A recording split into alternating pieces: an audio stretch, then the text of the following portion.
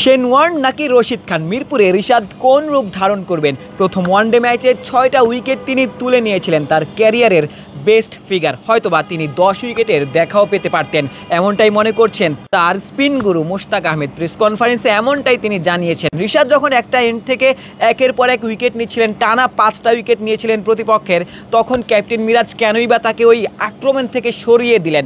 তিনি যদি কোটার সবগুলো ওভার টানা করে যেতে পারতেন, হয়তোবা 7টা 8টা কিংবা 10টা উইকেটের দেখাও রিশাদ পেতে পারতেন। তবে গেম সিচুয়েশনের কারণেই হয়তোবা রিশাদকে সরিয়েছিলেন মেহেদী হাসান মিরাজ, এমনটাই ব্যাখ্যা দিয়েছেন মুশতাক। তবে প্রশ্ন কিন্তু থেকেই যায়, মিরাজ কেনই বা নিজে বোলিং করছিলেন রিশাদকে তার কোটার ফুল ওভারগুলো না করিয়ে? দেখার বিষয় পরের ম্যাচে রিশাদ সবগুলো ওভার করতে পারেন কিনা, কিংবা নাসুমকে একাদশে ফেরাতে পারেন কিনা।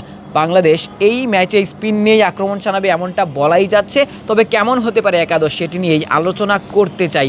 বাংলাদেশ দলের টপ অর্ডারে 2 ব্যাটার রয়েছেন, সৌম্য এবং সাইফ হাসান। আজকের দিনেও সৌম্য বেশ লম্বা সময় ব্যাটিং করেছেন। মঙ্গুস ব্যাট দিয়ে, ছোট ব্যাট দিয়ে ব্যাটিং করে ওই স্পিনের বিপক্ষে ধাতস্থ হওয়ার চেষ্টা করছেন। সৌম্যর সাথে ওপেন পার্টনার হিসেবে থাকবেন সাইফ হাসান। 3 নম্বর পজিশনে ব্যাটিং করবেন নাজমুল হোসেন শান্ত। আগের ম্যাচে 32টা রান তিনি করেছিলেন, স্পিনটাকে খুব ভালো খেলছেন। 4 নম্বর পজিশনটাতে ব্যাটিং করবেন তাওহিদ হৃদয়। আগের ম্যাচে দারুণ ব্যাটিং করেছিলেন। অঙ্কনের কথাও বলতেই হয়, প্রথম দিকে যদিও বা মন্থর ব্যাটিং করেছেন, তবে তার আন্তর্জাতিক ক্যারিয়ারের শুরুটা কিন্তু ভালোই হয়েছে বলাই যায়, এবং সেই কনফিডেন্সটাই দ্বিতীয় ম্যাচে তিনি কাজে লাগাতে চাইবেন। অঙ্কন খেলছেন বাংলাদেশ দলের হয়ে মিডল অর্ডারে 5 নম্বর পজিশনটাতে। 6 নম্বরে ব্যাটিং করবেন কে? ক্যাপ্টেন মেহেদী হাসান মিরাজ। আগের সিরিজগুলোতে যিনি 5-এ ব্যাটিং করতেন, তবে এই সিরিজে 6 নম্বরে নেমেও তিনি কিন্তু রানের দেখা পাননি। ক্যাপ্টেন মিরাজ ব্যাট হাতেও রান করবেন, এমনটাই হয়তো বা তিনি নিজে সব থেকে বেশি প্রত্যাশা করবেন। 7 নম্বরে নুরুল হাসান সোহান, যিনি নিজেও আসলে রানের মধ্যে নেই। সোহানকে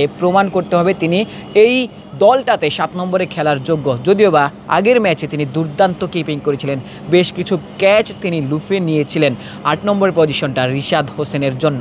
9 নম্বর পজিশনে হয়তোবা নাসুম আসতে পারেন। নাসুম কিন্তু ব্যাটিংটা করতে পারেন, ব্যাট চালাতে পারেন, তবে তার বাহাতি স্পিনটাই এই উইকেটে সব থেকে বেশি কার্যকর হতে পারে। নাসুম খেলতে পারেন 9 নম্বর পজিশনে।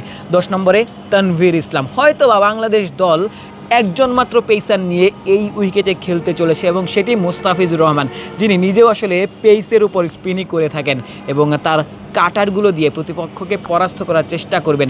মিরপুরে এর আগে বেশ কয়েকবারই একজন মাত্র পেসার নিয়ে বাংলাদেশ খেলেছিল, তবে সেগুলো বেশ হয়তোবা টেস্ট ফরম্যাটেই বেশি দেখা গেছে। তবে ওয়ানডেতে আরও একবার বাংলাদেশ একজন মাত্র পেসার নিয়ে খেলতে পারেন, এবং সেই দৃশ্যটি দেখার অপেক্ষায় থাকবো আমরা। মিরপুরে দ্বিতীয় ওয়ানডে ম্যাচে বাংলাদেশ জয়লাভ করবে সেই প্রত্যাশাই থাকবে সব থেকে বেশি। আশিক সারওয়ার, নিউজ 24।